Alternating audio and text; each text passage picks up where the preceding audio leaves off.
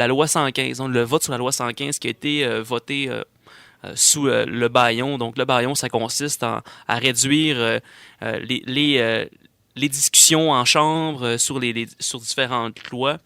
Donc, c'est ce qui a été fait. Et c'est pas la première fois, justement, qu'on voit ça, la loi sur les bâillons qui est utilisée pour adopter des lois comme ça. On prend, par exemple, des lois spéciales, je pense que c'est en 2005 ou en 2006, pour des conventions collectives avec les employés de l'État qui ont fait la même chose. Donc, ça limite quand même le débat à, je pense que c'est 12 heures, si je me trompe pas. Donc, c'est pas beaucoup. Je veux dire, vous dites 12 heures, c'est quand même assez long, mais 12 heures pour faire passer des lois, pourquoi est-ce qu'on prend si peu de temps pour discuter de lois comme ça? Il me semble qu'on n'est pas pressé de prendre des décisions, en fait, d'arriver à quelque chose à la fin en si peu de temps.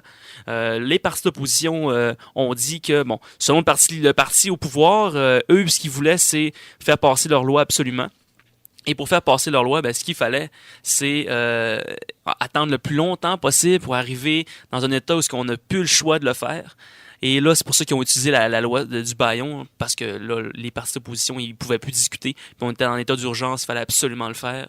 Donc, c'est un petit peu un truc là, que le parti au pouvoir utilise ces temps-ci, en espérant que les prochains gouvernements utiliseront le moins possible la loi du bâillon. Là. Parce que, je veux dire, en démocratie, on n'est pas nécessairement obligé de se dépêcher pour adopter des lois qui peuvent avoir des répercussions assez importantes sur les gens. Donc, je vais vous rappeler, en fait, la loi 115 qui, au départ, s'appelait la loi 103, qui a eu un genre d'amendement. En fait, la loi 104 et la loi 103 par la suite. Donc, la loi 103 permet les écoles passerelles.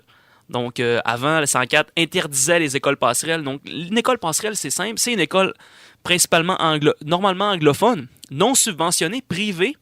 Et ce qui se passait, c'est que les gens assez fortunés payaient pour que leurs enfants aillent à l'école pendant 1 an à cet endroit-là. Donc, comme ça leur permettait de dire, bon, OK, j'ai étudié à l'école anglaise privée non subventionnée, donc maintenant, je peux aller étudier à l'école publique anglaise. Donc, comme ça, ils pouvaient étudier en anglais. Et ce qui peut nuire un petit peu, en fait, avec tout le débat linguistique au Québec, si les gens peuvent s'acheter des droits, s'acheter le droit d'étudier en anglais, parce que l'anglais, c'est la langue des affaires et tout ça, je me demande aussi que le Québec va s'en aller avec tout ça. Donc, c'est une très bonne question à se poser. Donc, maintenant, la loi est adoptée, la loi 115. Là, Pauline Marois et le Parti québécois ont annoncé qu'elle allait absolument, si jamais il était élu, qu'il allait se battre contre cette loi-là, il allait l'abroger, il allait l'enlever totalement. Eux, ce qu'ils voudraient, c'est que la loi 101 soit appliquée sur les écoles passerelles, donc en fait les écoles points, là.